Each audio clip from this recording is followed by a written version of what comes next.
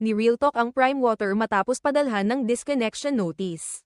Ibinahagi ng aktres na si Carla Abellana ang kanyang pagkadismaya matapos makatanggap ng abiso ukol sa posibleng pagkakapatay ng kanilang supply ng tubig mula sa Prime Water Tagaytay, ang lokal na provider ng tubig sa kanilang lugar. Sa isang email na ipinadala ng kumpanya kay Carla, mariing pinaalalahanan siya tungkol sa bayarin na hindi pa umano nababayaran. Ayon sa mensahe, "Hi MS, Carla, may we kindly follow up regarding the status of your payment. Kindly be informed of the disconnection schedule today." Hindi napigilan ni Carla na maglabas ng saloobin at agad itong sinagot. Sa kanyang tugon, may halong sarcasm at reklamo ang kanyang pahayag.